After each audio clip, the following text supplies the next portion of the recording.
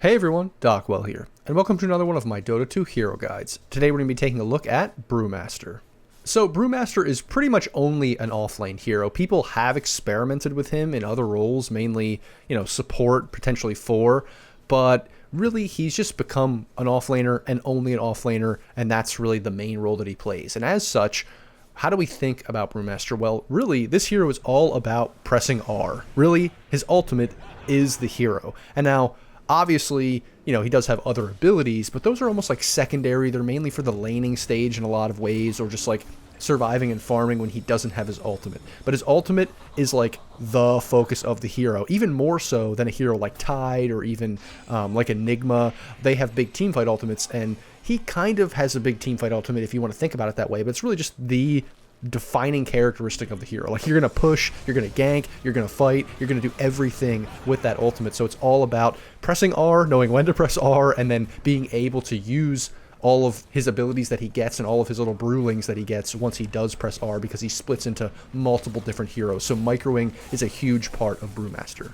But I don't want to discount his other abilities completely, because there have been patches in the past where he wasn't so ultimate focused, and he did kind of rely on his main abilities more than his ultimate, but that's very, very rare. I think maybe 6 months ago, or from when I'm recording this or so, there was a time when he had Ags, and there was a little brewling that you could get like constantly, and I think it's still like that, but who knows, in the future they might change it. But when that was the case, there was a time where the ultimate wasn't the focus. But again, that's very rare, and usually if the ultimate's not the focus, that means Brew is probably not very good, because when Brew is good, that's when his ultimate is extremely effective at just doing a bunch of different things, like team fighting, being hard to kill, having a lot of different abilities, pushing towers, all that different kind of stuff, and that's really what you focus on when and how you think about Brew in general. Like, when you think about him, you think about his ultimate. But before we can understand exactly how to play Brew, we have to look at his abilities.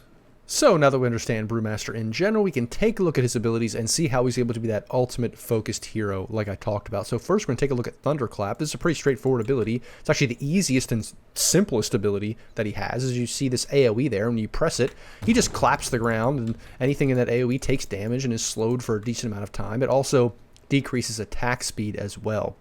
So keep that in mind. You obviously can't see that unless I'm like the axe is attacking me, and then I do this. Now it's a pretty decent slow there. So this is just a good ability. It's obviously offensive. You do damage, you harass people, you can clear creep waves, you can do all that stuff. It's also good because of the attack slow and all those things, and the movement slow, to chase people down and to man fight people and all that kind of stuff. But it's a pretty simple ability in terms of casting. This is simpler than a lot of his other abilities that are coming up that get a little bit more complicated. And the next one is Cinder Brew, which you actually combine with Thunderclap, and I'll show you how you do that. But what you do with Cinder Brew is, you can see there's an AoE there. It's a pretty decent AoE.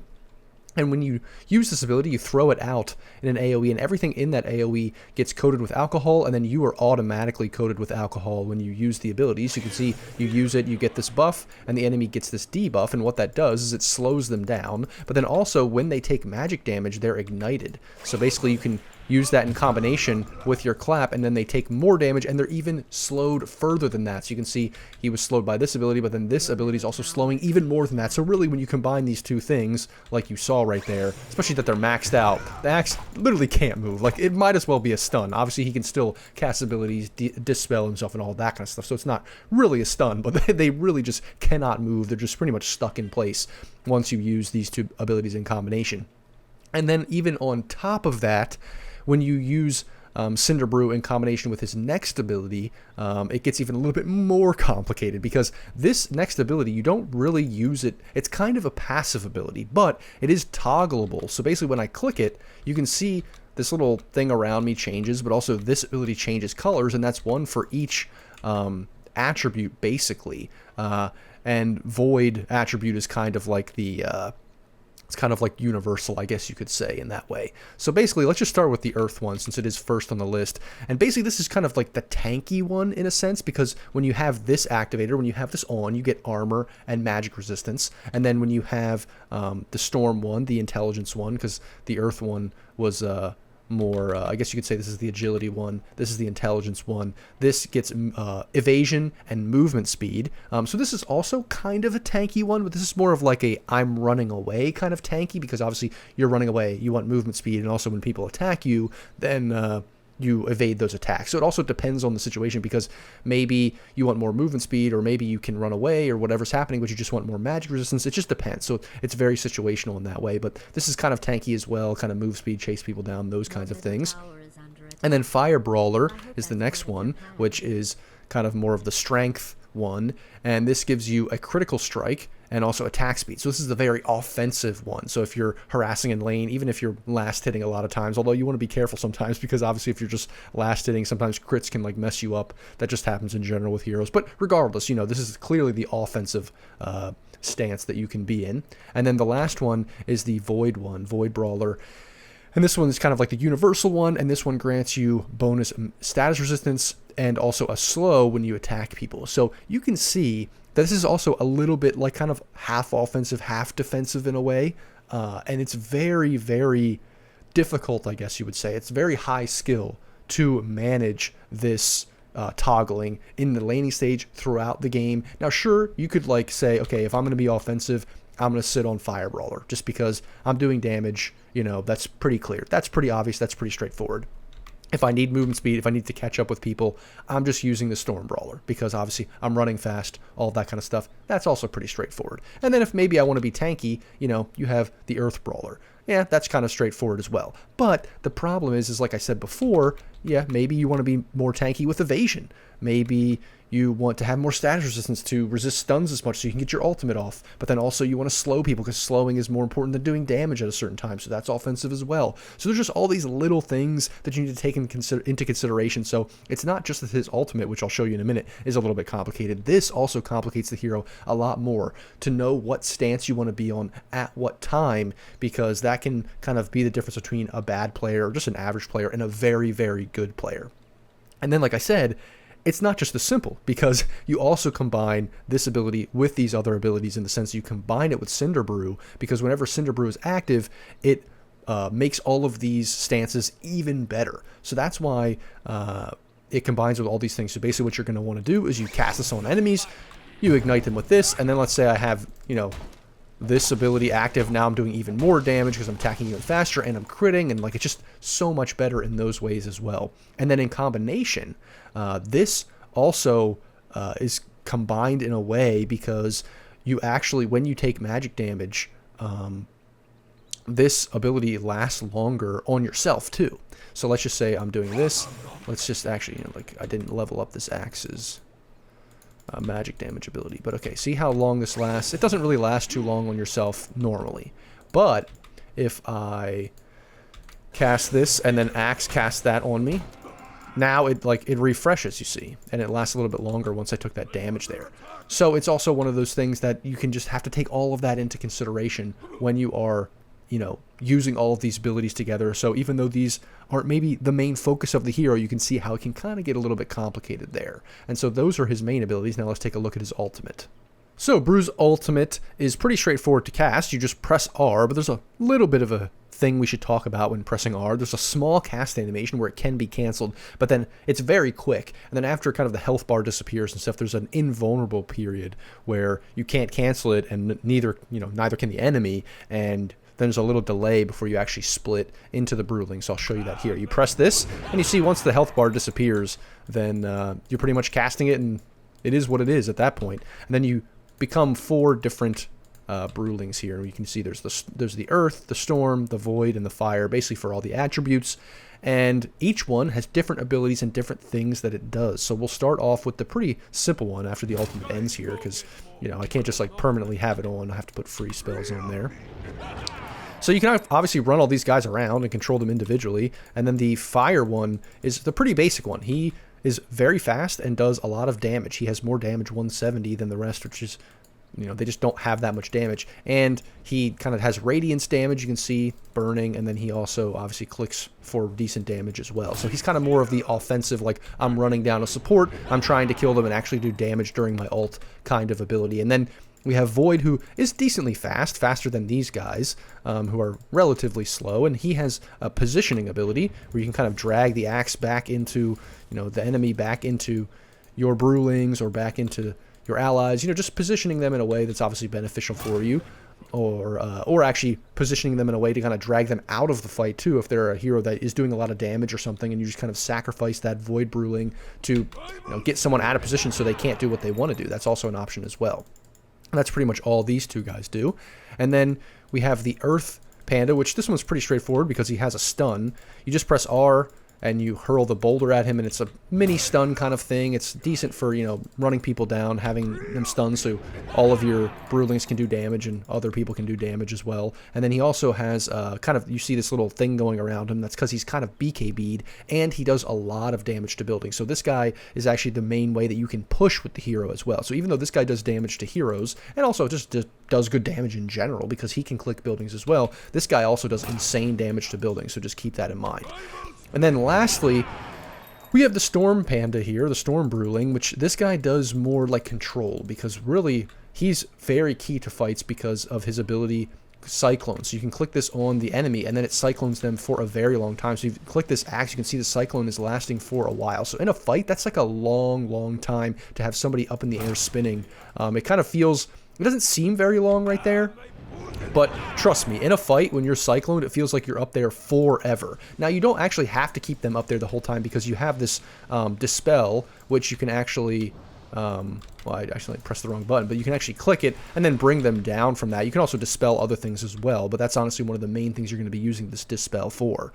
But you can obviously, like in general, there's a lot of things you can dispel in the game, so just keep that in mind. It's good for not just dispelling the cyclone. And then lastly, we have this wind walk ability, which makes you go invis, so you can kind of escape, run around, find people in the trees, hunt people down, all that kind of stuff. It's good for that. Obviously, you can't, if you find a guy, really all you can do is cyclone him, which is good. It's like a mini stun kind of thing, so you can set up to try to, get the rest of your Brewlings to catch up, or to get the enemy to, your allies to catch up to kill the enemy if it's a gank or something like that. So that's how you're going to be using, the Storm Panda. You can see there's a lot to think about when using all these guys, because you have the stun, you have the cyclone, you have the positioning ability. This guy's going to be running people down. You can push with both of these guys to do damage to buildings. So there's a lot to think about. There's a lot of micro going on. Obviously, in a lot of ways, you can just select them all and then press R on the guy to stun him and then just, hit him and do damage. That's definitely a possibility. And then once you come out, use all your abilities. True, you can do that. But if you're getting the most out of this hero, you want to learn, how to be most effective with all of the different abilities that all the pandas do. And then the last thing to consider is actually the order of where and when you spawn based on which pandas are alive or which Brewlings are alive. And so basically, you can see I'll split them up here. And once it ends, I'll actually spawn on this Earth Panda. And I believe it goes something like this. Let me just see and double check, because I always forget which order it is. I know it's the Earth Panda that you go to originally, but the order is Earth, Storm, Fire, Void. So basically, if the Earth Panda dies, then you'll go to the Storm Panda.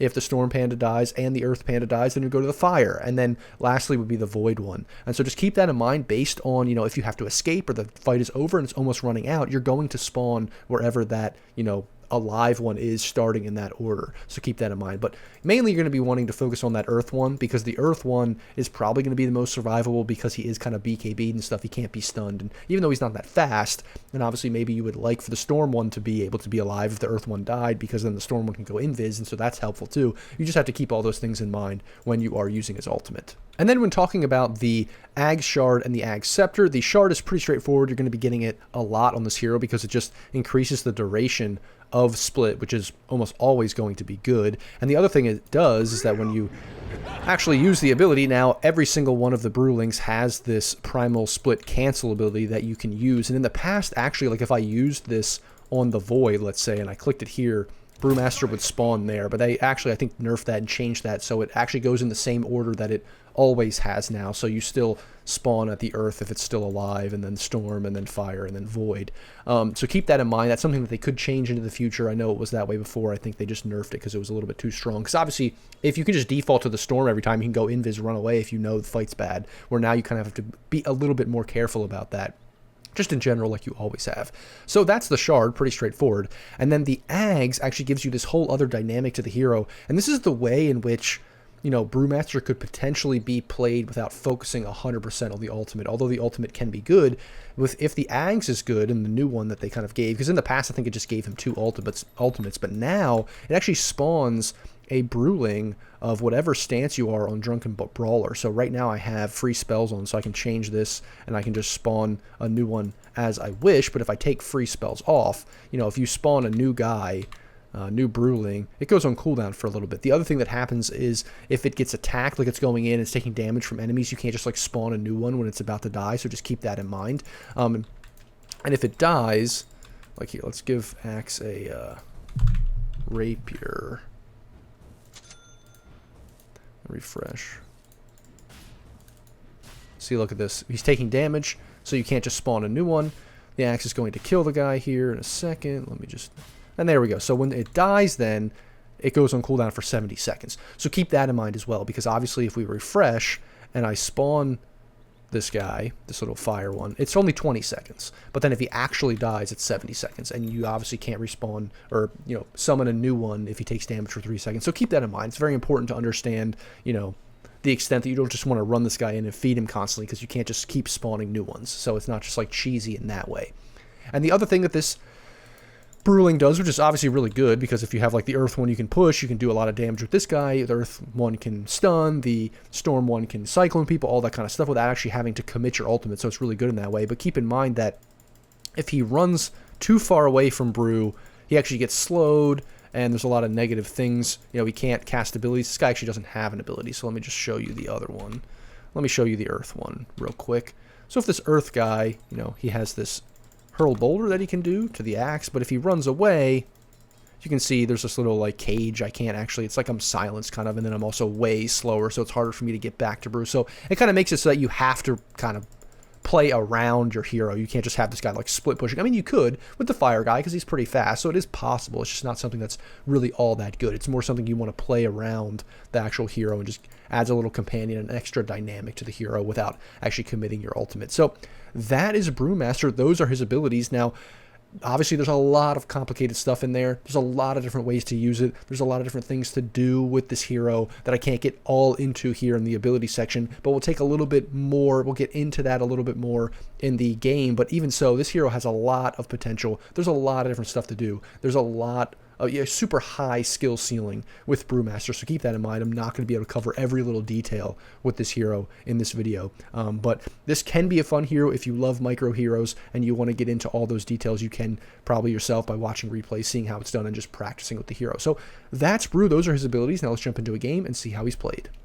Now, Brew can be a very good laner, and actually this hero kind of is focused on the lane, the early game, and the mid game, because a little bit later in the game he can kind of fall off when people kill his Brewlings a lot quicker. So just keep that in mind. This hero really is focused on that portion of the game, and because of that, his laning stage can be pretty strong. He's pretty tanky, and he has all those different stances that can help him out in all those different, you know, circumstances. So that's just like a basic understanding of the hero. Yes, when you're going to be offensive, when you're chasing somebody down, when you use your abilities on them to do damage and slow them, you're going to want to be on your offensive, you know, red fire panda stance, because you're just going to be like hitting the guy, extra attack speed, extra critical strike, all that kind of stuff. That's kind of obvious. But the other ones, obviously, you have the tankier one if you're being defensive or you're running away. Those kind of are straightforward too. But then, like, do you really ever want to use the void one? It's kind of hard to say. And I'm not the biggest Brew player, so I don't know all the ins and outs. But that's kind of where you get into the complicated portion of the laning stage, where you get into the understanding exactly when to use which stance and why, and thinking about that and it being second nature. And that's really what comes with experience and understanding all the situations.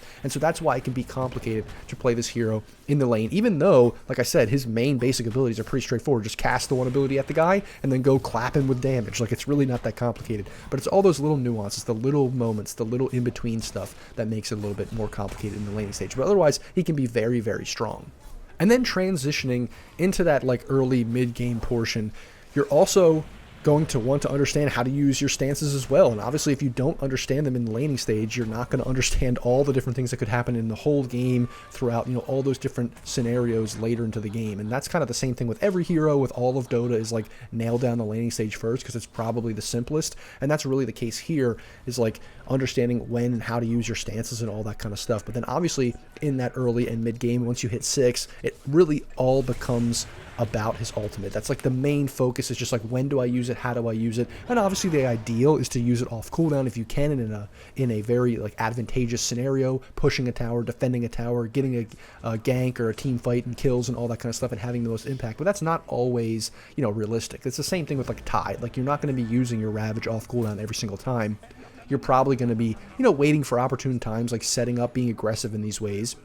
And that's really the same thing for Brew.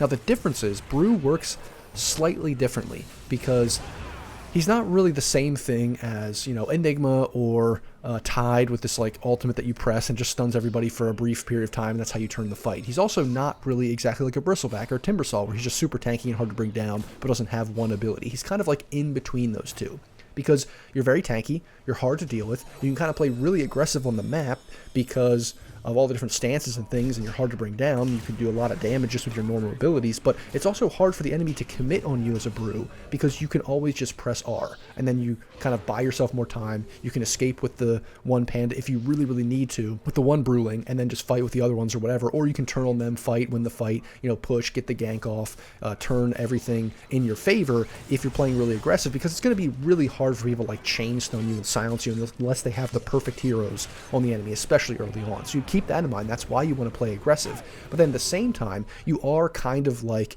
a Tide or an Enigma, in the sense that your ultimate, you don't always want to just press it randomly, because you're a lot weaker when you don't have it. So you really want to be threatening it almost more than even just using it off cooldown. It's obviously ideal if you get to have the most impact using it off cooldown, but threatening with it is also a huge part of the hero. Now, I also didn't really talk about the fact that if you take a ton of damage early on, before you press your ultimate, once you spawn back to the, you know, regular Brewmaster after you have your ultimate and you got it off after you were tanking a bunch, you actually go back to the HP that you were before. So you have to be careful about that, because if you are kind of a sliver of HP, you don't want to just like spawn back to yourself and you only have like 200 HP left and then you just die. So you do have to be careful about that. But that's why you can push this hero to its limits with kind of playing aggressive, kind of understanding where and how far to take it with, you know, threatening with your ultimate, using your ultimate, and then getting the most out of it. And that's really the game that you're going to be playing with this hero, because this hero, like I said kind of before,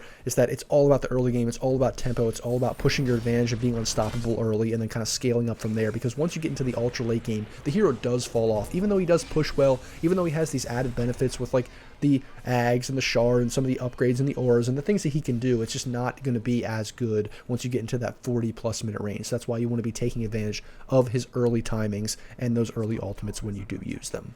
But then once we do get to that later portion of the game, you know, 30-ish minutes or so, it becomes a little bit easier to play Brew, in the sense that, you know, you are really just pressing your ultimate. You're not really kind of playing as much like that Bristleback Timbersaw, in the sense that you're not going to be as unkillable. People have longer stuns, they have more lockdown, they have longer silences, they have all these ways to deal with you a little bit more that they can actually kill you.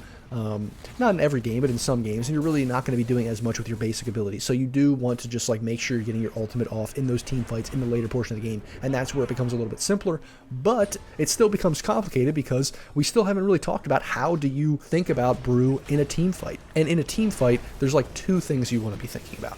Really, the one thing is you're going to be using your Earth Panda to just kind of like run in with his BKB and stun people and kind of focus them. I mean, that's really what you're going to be doing. You're probably going to be using him in tandem with the Fire Panda to do damage, and then also with the Void Panda to position people. Those are kind of like, they all kind of fit in the same way of like positioning the guys, stunning them, and doing damage. That's kind of what all three of them do together, and you can just think about that simply in that way. Obviously, there's more complicated, you know, nuance to it, where you can run the Fire Panda at a guy that needs to blink because you have that radiance, or, you know, with the AoE damage there, or you run him at a support because he's really squishy and that guy does a lot of damage. He's hard to, you know, it just makes him kind of like back out of the fight. He can't use all of his abilities. There's all these little things you can do like that, but that's kind of like higher level. Otherwise, you can kind of think of them in a group like that. And then I haven't talked about the Storm one yet, because the Storm one is kind of the main outlier a little bit because of that Cyclone. Really, one of his main jobs, and one of your main jobs with that Cyclone, is to pick a very important hero that is targetable, that doesn't have BKB or isn't, you know, using BKB at the moment, and just cyclone them. Because if you can take a very important damage dealing hero or save hero or whatever hero it is that is like very vital to that team fight, if you can take them out of the game for that amount of time, you're probably going to win fights, or it's going to be a lot easier to win fights. So you can think about it, you're cycloning the one guy, you're stunning one guy, you're repositioning maybe that same guy or a different guy, you're doing a ton of damage, like you're doing all these different things in the fight, and that can really win you fights early on, and you can be very effective, especially in those team fights. Now obviously, like I said, later in the game, once your pandas are a little bit, once your brewlings are a little bit squishier, they're easier to bring down, you have to be careful because a lot of them can die, and if all of them die, you die, so you have to be careful about that, which I didn't mention in the abilities as well. But yeah, you do have to be careful with that, and so you don't always want to be super aggressive with it. You have to kind of time it well.